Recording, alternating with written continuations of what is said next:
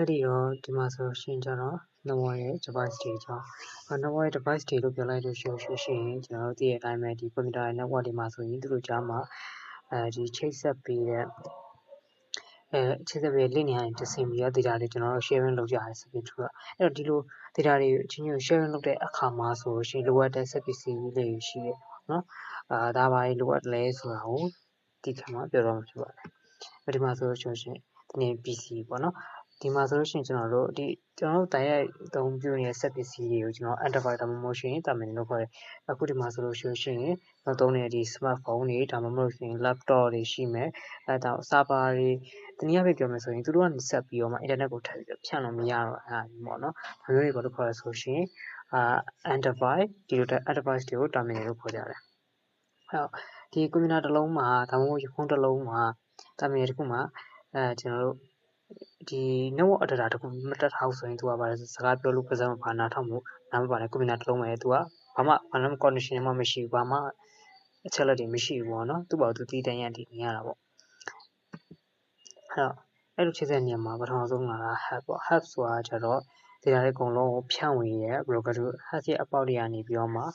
data packet တွေဝင်လာပြီဆိုရင်ဒီ data ကနေပြီးတော့မှဘယ်သူ့ကိုပို့ရမလဲဆိုတော့မစင်အောင်ဓာတ်ရိုက်သူ့ကိုချိတ်ဆက်ထားတဲ့ဘယ် device ကိုမဆိုသူကအကုန်လုံးကိုဖြန့်ပေးလိုက်တယ်ပေါ့နော်အဲ့တော့ဒီလက်ခံတဲ့တူရတာရင်ဒီ device ကသူတို့တက်ဒီ device ကသူတို့နဲ့သက်ဆိုင်တယ်ဒီ data တွေကိုလက်ခံပြီးမှကျန်တဲ့ set တွေကကျတော့အကုန်လုံးကျွန်တော်တို့မလိုအပ်ဘူးဆိုရင်သူတို့ကသူတို့ပြန်ဖြတ်ပြရအဲ့တော့သူကဘာလို့လဲဆိုတော့လုံခြုံရေးကအားနေတယ်သူစီဝင်လာတဲ့data တွေအကုန်လုံးကို sharing လုပ်ပေးရဖြစ်တဲ့အတွက်ကြောင့်မလို့မလိုလားတဲ့ device တွေကြမှာလည်းသွားပြီးတော့မှရောက်သွားနိုင်တယ်ပေါ့နော်ပြီးရင်တော့ line ချက်တယ်တစ်ခါတပြိုင်နက်တည်းသူကPC တွေအကုန်လုံးဝိုင်းပြုံပို့လိုက်ပြီဆိုလို့ရှိရင် collision တွေပါဖြစ်လာနိုင်တယ်ပေါ့နော်အဲ့လိုကြောင့် bandwidth တွေကိုမျှပြီးတော့မှသုံးစွဲရတယ်သူကတကယ်လို့ဒီ hub တစ်ခုကြီးကတို့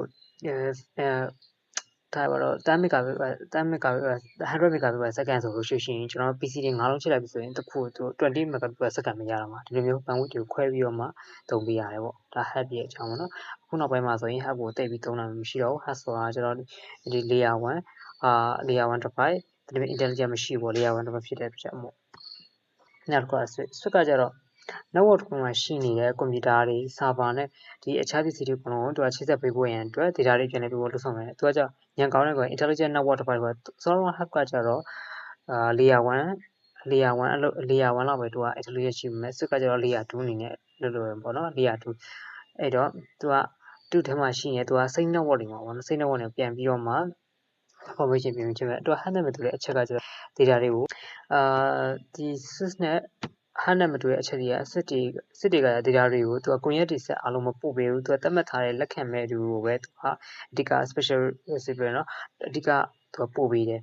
သူကဘယ်လိုမျိုးလုပ်လဲဆိုတော့ MAC address တွေကိုမှတ်ထားပဲသူ့ရဲ့ပေါ့မှာလာပြီးတော့မှတခြားဒီ enterprise တွေလာပြီးချိန်လိုက်ရင်ဆိုဒီ enterprise တွေရဲ့ MAC ကိုသူကသွားပြီးတော့ interface နဲ့တွေ့ရင်မှတ်ထားပေးတယ်သူက full ဘန်လို့ရအဲ့တော့ဘန်ဝတ်ကောင်းနဲ့သူကပို့လို့ရတယ်ပေါ့နော်အဲ့တော့ collision တွေပါဖြစ်တာမရှိဘူးပေါ့router ကျတော့သူကဘာလဲဆိုရင် different network တွေကိုသူကချိတ်ဆက်ပေးတာမျိုးအစောဆုံးက switch ကကျတော့ same network ကိုချိတ်ဆက်ပေးတယ် router ကကျတော့different network တွေကိုချိတ်ဆက်ပေးတယ်သူကကျတော့ advanced ဖြစ်သွားပြီသူရဲ့ထည့်ချက်ပဲဖြစ်အဲ့တော့သူကဘာလို့သုံးရလဲဆိုရင်ကျွန်တော်တို့ layer 3ပေါ့ layer 3နဲ့သုံးတယ်အဲ့တော့ IP address တွေကိုအသုံးပြုတယ်ပြီးရင်သူကအကောင့်ဆုံးလမ်းကြောင်း parallel တွေကိုအကောင့်ဆုံးရှာပေးတယ်ပြီးရင်ကိုယ့်ရဲ့ချိတ်ဆက်ပေးတယ်ပြီးနောက်ကကျတော့ modern ကကျတော့ကျွန်တော်တို့အိမ်ဒီဒါမှမဟုတ်လို့ရှိရင်ရုံးခန်းတွေ internet တွေမှာအသုံးပြုရင်အသုံးပြုတဲ့အခါပြင်ပလာတဲ့ internet line နဲ့အဲ့တော့ကျွန်တော်တို့ကွန်ပျူတာဒီ laptop ဒီ tablet တွေကဒီ10ကိုပဲသူကနားလဲတယ်အဲ့တော့သူစီလာတဲ့သူစီကိုလာပြီးတော့မှလာတဲ့ data တွေကကျတော့ကျွန်တော်တို့ကြိုးထူထားရဆိုလို့ရှိရင်ဒီ electric နဲ့လာမှာဒါမှမဟုတ်ရှင်ကျွန်တော်တို့ line ပေါ်ဆိုလို့ရှိရင် radio frequency နဲ့လာမှာဒီလိုမျိုးရှိရဲ့အဲ့ခါကျတော့သူကဘာလုပ်ရဆိုလို့ရှိရင် modern ကိုခံပြီးအသုံးပြုရတယ် modern ကနေပြီးတော့မှကြိုးထားရဆိုရင်သူကဒီ PC ကိုလာမယ်ဆိုလို့ရှိရင်ဒီ PC ကိုရောက်တဲ့အခါမှာဒီ electrical ကနေပြီးတော့မှဘာပြောင်းလို့မရလဲဆိုလို့ရှိရင်ဒီ PC ရဲ့10ကိုပြန်ပြီးတော့ပြောင်းပေးတာမျိုး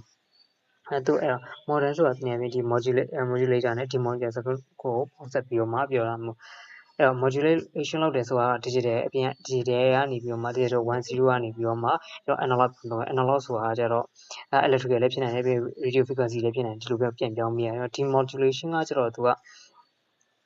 analog ကနေပြီးတော့မှ digital ကိုပြန်ပြောင်းမိရတယ် PC ကိုလာတဲ့အခါမှာ PC ကိုပြန်ပြီးတော့ပြောင်းပေးတာမျိုးပေါ့အဲ့လိုမျိုးမှာဆိုရှင် model ကိုပြန်ပြီးမှသုံးတယ်ပေါ့နော်နောက်တစ်ခါကျတော့ဒီ firewall ဆိုတာကျတော့ဒီ computer network တစ်ခုကိုလုံခြုံမှုရန်အတွက်ဒီပြင်ပကနေဝင်လာတာမျိုးဒါမှမဟုတ်ရှင်အတူကနေထွက်သွားမယ် network traffic data အဝင်ထွက်တွေကိုကြားနေပြီးတော့စစ်ဆေးပေးတယ်ဖြတ်တောက်ပေးတယ်ပြီးတော့ခွင့်ပြုပေးတဲ့လုံခြုံရေးတိုင်းတစ်ခုနဲ့တူတယ်ကွာအဲ့ခါကျတော့သူကဒီပြင်ပကနေပြီးမလိုလားတဲ့ traffic တွေဝင်လာရင်လည်းသူကအကာအကွယ်ပေးတယ်ပြီးရှင်ဒီလုံခြုံရေးစီမင်းစည်းရင်ဘယ် network ကတော့ဘယ် internet တွေဆိုရှင်ဝင်ခွင့်ပေးမယ်ဘယ် internet တွေဆိုတော့သူကပိတ်ထားမယ်ဒီလိုမျိုး security rule တွေလည်းရေးပေးတယ်ပြီးတော့က data တွေကိုလည်းဘယ်လို data မျိုးတွေဆိုရှင်ခွင့်ပြုမယ်ဘယ်လို data မျိုးတွေဆိုရှင်တော့ကျွန်တော်ဥပမာဆိုရှင်ဒီ YouTube တွေဘာတွေမှာဆိုရှင်ပေါ့နော်ကလေးတွေဆိုကလေးတွေအတွက်ပဲ data တွေပို့ပေးဒီလိုမျိုးပေါ့သူကအဲ့လိုမျိုးသွားပြီးစစ်စစ်ပေး filtering လုပ်တဲ့နေရာတွေမှာသုံးတယ်ပေါ့နော်